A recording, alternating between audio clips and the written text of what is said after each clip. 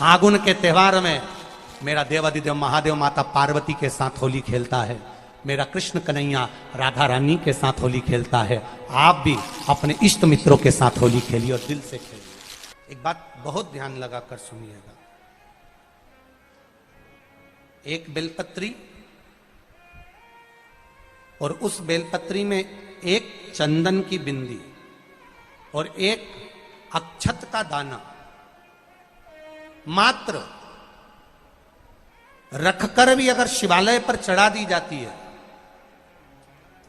एक बेलपत्री, एक चंदन का बिंदी और चंदन फिर निवेदन करेंगे। आज के जमाने में तुम लोग सब घिसा घिसाया पड़ा पड़ाया डब्बी का सामान ले लेकर, वो नहीं, चंदन की मुठिया रखो, थोड़ा सा भी घिसो, जरा सा भी घिसो, उसकी एक बिंदी और एक चावल का दाना। जब हम भगवान देवादिदेव महादेव को समर्पित करते हैं, अपनी कामना कर कर समर्पित करते हैं, तो निश्चितता है कर भगवान उसका फल शीघ्र प्रदान कर देते हैं। भले आपने कुछ करा ना करा, उसका फल तुम्हें मिल जाए। शरीर में बहुत बड़ा रोग हो गया, छूटने को तैयार नहीं है, बड़े बड़े इलाज करवा लिए, बहुत दिखा लिया, बहुत सब दूर इलाज करवाया, सब दूर दिखाया, पर मिटने को तैयार नहीं है, तो फिर अबीर का प्रयोग, एक चावल का दाना, एक श्वेत पुष्प और अबीर भगवान शंकर को समर्पित कर, धीरे धीरे धीरे धीरे शरीर का रोग अपने आप समाप्त होना प्रारंभ हो जाए। होली में मोटे मोटे ढूंढ जलाए जाते हैं। ढूंढा की राख तैयार होती है, उसका कालापन जो तैयार होता है उसको उठाकर ले आए और कपड़े में उसको छान कर राख तैयार कर कर 3-4 बार छानने के बाद उस भस्म को 12 बजे से 1 बजे के बीच में शिव जी को समर्पित कर देता है और उस भस्म को उठाकर उसमें घी मिलाकर मस्तक पर तिलक लगाकर चले जाता है। वो जिंदगी में कभी हार नहीं सकता, विजय ही पाकर आता, उसकी कभी हार नहीं हो सकता। 13 तारीख को रात्रि को होली जलेगी, 14 तारीख को खेली जाएगी। 5 मंदिर में हम भी केसरिया जल चढ़ाने के लिए बाबा को जाते हैं। महादेव की होली सीहोर में मनाते हैं, वो 15 मार्च की रहेगी। सीहोर में महादेव की होली होती है। आप लोग आए हो कभी? जैसे तुम्हारे ब्रज में होली होती है, ऐसे हमारे सीहोर में जिस दिन होली जलती है उसके दूसरे दिन नहीं, होली जल के दूसरे दिन तो द्रोणी होती है, उसके दूसरे दिन, मतलब जैसे आज होली जली है तो कल हमारे यहाँ महादेव की होली नहीं होगी, परसों होगी, ऐसा होता है। मतलब एक दिन बीच में छूटता है, क्योंकि उस दिन तो लोगों को सबके अपने अपने परिचितों के यहाँ जाना पड़ता है, कहीं कोई गमी में जा रहा है, कोई होली खेलने जा रहा है, कोई कुछ करने जा रहा है, तो उसके अगले दिन हमारे यहाँ महादेव की होली होगी। मैं सबसे निवेदन करूंगा, कभी मौका लगे तो हम सूचना देंगे आपको, सीहोर की कथा में बोलेंगे, तो कभी मौका लगे तो एक बार महादेव की होली खेलने के लिए आप सीहोर कभी मौका लगे, तुम ब्रज की होली तो बहुत खेले होगे, एक बार महादेव की होली खेलने सीहोर आओ। हमारा कुबेरेश्वर बाबा भी होली खेलता है, ऐसा रंग में रंगता है कि वो फिर रंग कभी छूटता ही नहीं। एक ही दिन करते हैं वहां, बस एक तो कभी अपने स्वभाव को नहीं बदलना। हम भी उसमें रहते हैं, पूरी होली में आपके साथ में गुलाल खेलने के हम भी सामने तुम्हारे साथ साथ चलते हैं, क्योंकि हम 5 महादेव के साथ होली खेलने के लिए उस दिन निकलते हैं। 5 महादेव, उस दिन हमारा नियम रहता है 5 महादेव के मंदिर जाना है, उनके साथ रंग खेल कर आना। 5 महादेव के साथ जो रंग खेला वो जिंदगी में पंचम इंद्री हो, चाहे वो कर्म इंद्री हो, चाहे वो ज्ञान इंद्री हो, चाहे वो मन रूपी इंद्री हो, ये सब भगवान के रंग में रंगी रहे, इसलिए हम 5 महादेव के साथ होली खेलने के लिए उस दिन निकलते हैं। हमारे कभी आपको मौका लगे तो आप अंदाजा लगाना, जो सीहोर के आसपास के हो या आसपास रहते हो, अगर छुट्टी मिल जाए तुम्हें होली के समय पर, तो उस समय पर स्मरण करना, जिस दिन होली जलती उस दिन नहीं, उसके दूसरे दिन भी नहीं, उसके तीसरे दिन शिव तत्व सुबह हम जल्दी उस समय 9 बजे होली खेलने के लिए बाबा के साथ निकल गए। शिव तत्व अहम से, अहंकार से दूर हो जाओ, दिवाली तुमको थोड़ा सा अभिमान सिखा सकती है, रक्षाबंधन तुमको थोड़ा सा अभिमान सिखा सकती है, मकर संक्रांति तुमको थोड़ा सा अभिमान सिखा सकती है। कई माताएं मकर संक्रांति पर सामान बांटती है, कोई कहेगी मैंने चलनी बांटी, कोई के मैं बाल्टी बांटी, कोई के मैं डब्बा बांटी, मैंने तो ये बांटा, मैंने तो थोड़ा सा अहंकार सिखा सकती है मकर संक्रांति भी। रक्षाबंधन भी तुमको अहंकार सिखा सकती है, मैंने तो देखो चांदी की राखी बांधी, मैंने सोने की राखी बांधी, मेरे बहन ने साड़ी दी, मेरे भाई ने ये दिया, मेरे भाई ने, वो भी अहंकार सिखा सकती है। दीपावली भी अहंकार सिखा सकती है कि मेरे पर्दे इतने के लगाए, सोफा सेट इतने का लिया, बेडशीट इतने के लिए, मैंने घर में रंगोली ऐसी डाली, मैंने गुजिया पपड़िया ऐसा बनाया, वो भी अहंकार सिखा सकती है। सारे त्योहार अभिमान सिखा सकते हैं, केवल एक होली ऐसी होती है जो अहंकार से विहीन सिखा सकती है। मालूम नहीं पड़ता व्यक्ति की शान क्या, सत्ता क्या, शोहरत क्या, कौन हो तुम, वो रंग में डूबे हुए हो। बस शिव तत्व वही कहता है, इस महादेव के रंग में एक बार अगर डूब गए तो फिर तुम उस रंग में रंगने के बाद दूसरा रंग तुम पर चढ़ता नहीं है। आ रही है निवेदन है, अगर किसी को कलर लगा रहे हो, रंग लगा रहे हो, या किसी को रंग में डुबो रहे हो, या किसी को रंग लगा रहे हो, तो हम जिसको रंग लगा रहे हैं इतना विचार जरूर करना कि इसके साथ जिंदगी में हम कभी अपना रंग बदलेंगे नहीं, इसको और गहरा करते चले। कलर लगाओ, खूब लगाओ, गुलाल लगाओ, खूब लगाओ, पर जिसको रंग लगा रहे हो उसमें एक प्रेम का रंग भी जोड़ो कि हम आखिरी तक ये रंग ना बदले, ये रंग ना बदले। समय बदलता रहेगा, जीवन बदलता रहेगा, पर आज के मनुष्य भी अपना रंग बदल रहे। होली आ रही है, लगी नहीं रिया की होली जैसा है। दिवाली आती है तो लगता ही नहीं कि दिवाली जैसा है, राखी आती तो लगता ही नहीं राखी जैसा है। सारे त्योहार फीके हो गए गुरुजी। हमने कहा त्योहार फीके नहीं हुए, त्योहार का कलर फीका नहीं हुआ, त्योहार का रंग फीका नहीं हुआ है, बस त्योहार वही है, गुलाल वही है, मिठाई वही है, गुजिया पपड़िया वही है, खुरमे चकरी वही है, पपड़िया वही है, गुजिया वही है, इंसान वही है। बस बाजार में से जो रौनक समाप्त नहीं हुई है, रौनक आपके भीतर की समाप्त हो गई। आपके भीतर इतनी ईर्ष्या भराती गई, इतनी ईर्ष्या भराती गई, इतनी ईर्ष्या भराती गई कि वो ईर्ष्या के कारण, उस अहंकार के कारण, उस अहम के कारण तुम एक दूसरे से मिलना पसंद नहीं कर पाते। पहले के लोग कहते थे हमारे यहाँ जब होली होती थी इतने लोग आते थे, मिलने जाते थे, गुलाल लेकर जाते थे। आजकल तो कोई दिखता नहीं है। कारण केवल इतना सा है, तुम्हारा अहंकार, तुम्हारा ईगो, तुम्हारा अभिमान तुम्हें अपने घर से बाहर नहीं निकालता। तुम घर से बाहर नहीं निकलते अपने अहंकार के कारण, अपनी काया के कारण, अपनी अभिमतता के कारण। आप दूसरे से मिलना पसंद नहीं करते। जरा सा कोई ने कलर लगाया तुम्हें क्रोध आ गया, जरा सा किसी ने गुलाल लगाया तुम्हें गुस्सा आ गया, जरा सा कोई आया भाभी जी भैया जी करके गुलाल लगा गया, तुम न न न न न न न न न, कहां जाओ? इतने वीआईपी हो गए, इतने वीआईपी हो गए, इतने वीआईपी हो गए कि अपने त्योहारों से भी दूर हो गए। मेरा निवेदन है, होली का त्योहार आ रहा है, उस फागुन के त्योहार में मेरा देवाधिदेव महादेव माता पार्वती के साथ होली खेलता है, मेरा कृष्ण कन्हैया राधा रानी के साथ होली खेलता है। आप भी अपने इष्ट मित्रों के साथ होली खेलिए और दिल से खेलिए। अरे सीहोर में, सीहोर जिले में एक होली होती थी। उस होली का नाम हमने पिछली बार बदल दिया था। कौन सी होली कर दी थी? महादेव की होली। पिछली बार हमारे सीहोर जिले में हमेशा होती आई थी वो होली, थोड़ा उसका नाम हमने चेंज कर दिया था तो उसको महादेव की होली कर दिया था। मेरे सीहोर जिले के रहने वाले सभी रहवासियों से, जिले भर के निवासियों से निवेदन करना चाहूंगा,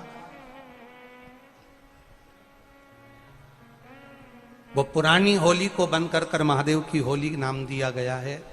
शिव मंदिर में जाना है, चंदन का जल शिव जी को 1 लोटा चढ़ाना। एक बात अपनी जिंदगी में उतार कर रखो, शंकर भगवान को घी का दिया भी लगाओ तो तुम्हारे घर में जो असली घी हो, थोड़ा सा भले 1 बत्ती लगाओ, भले इतनी सी बत्ती जलाओ, पर असली घी की जलाओ। शिव जी को अगर चंदन भी लगा रहे हो तो असली लगाओ। शंकर भगवान को चावल भी चढ़ा रहे हो तो असली चढ़ाओ। शंकर भगवान को अगर अष्टगंध भी चढ़ा रहे हो तो असली चढ़ाओ।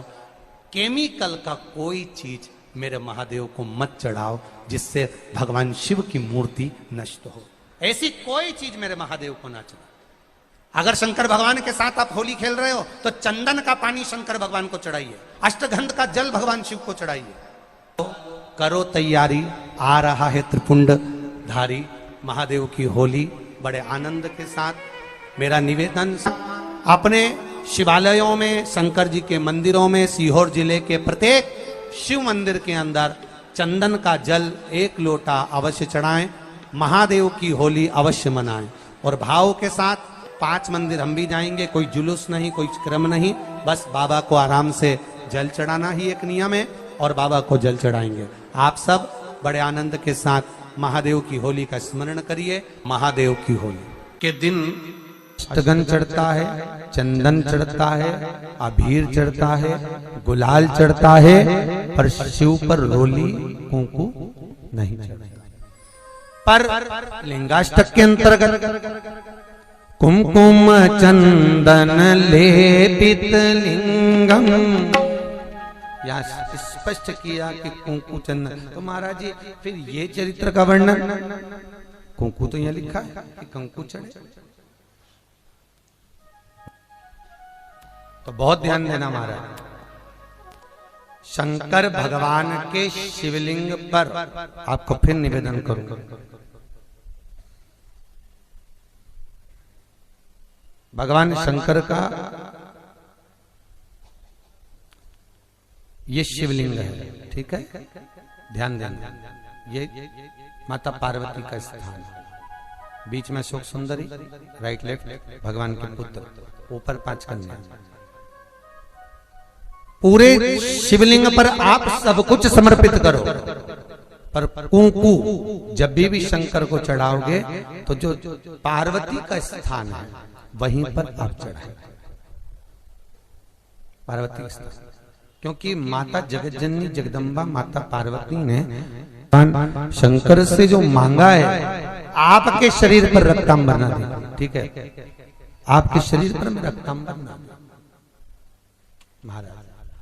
क्योंकि कोई भी पत्नी अपने पति को कभी रक्त में सना हुआ नहीं देखना चाहिए। महादेव की होली के दिन और बेलपत्री की जड़ के नीचे जाकर प्रयास करा करो कि लाल चंदन का जल, लाल चंदन को घिसकर कलश में उस चंदन को डालकर जल भरकर उसको बेलपत्री की जड़ के नीचे सींचन करने का प्रयास करा करो।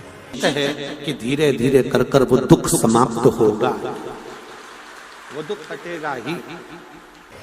एक बहुत ध्यान देने वाली बात है कि अगर मान लो कि कहीं पैसा अटक गया है, नहीं आ रहा है, बहुत अथक प्रयास कर लिया, चंदन का जो जल होता है, ये व्यक्ति के जीवन में जो धन कहीं रुक गया, अटक गया, नहीं दे रहा, बेलपत्री के वृक्ष के नीचे, जड़ के नीचे सींचन करने से वो प्राप्त होता है।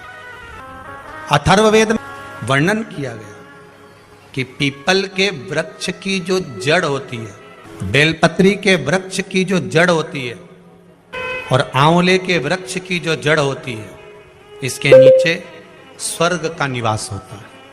किसका निवास है? स्वर्ग का निवास। जहां पर ये वृक्ष होता है और उस वृक्ष के नीचे बैठकर हम जब किस जल का सींचन कर रहे हैं, जैसे अभी आपको कहा था कि जल में अगर लाल चंदन मिला हो और आप बेलपत्री के जड़ में सींचन कर रहे हैं तो लक्ष्मी की आवक बढ़ेगी। कहीं पैसा अपना अटक गया, नहीं आ रहा, आएगा। पीपल की जड़ में इत्र का जल, पीपल की जो जड़ होती है उसमें इत्र का पानी, थोड़ा सा जल, उसमें थोड़ा सा इत्र का भाग हो महाराज, और आप भगवान पीपल देव, पिपलेश्वर महादेव का स्मरण कर कर पीपल की जड़ में अगर जल चढ़ा रहे हैं और मान लो शरीर में कोई कष्ट हो गया है, शरीर में कोई रोग हो गया है, कोई मालूम पड़े ये हाथ 4 दिन से दुख रहा है या 4 दिन से ये नस दब गई है या ये कमर दब रही है, तो आप 2-4 दिन कर देखो। कलश के अंदर जल, जल में इत्र का थोड़ा सा भाग, पीपल की जड़ के नीचे आप उसका सिंचन करिए पिपलेश्वर महादेव के नाम से।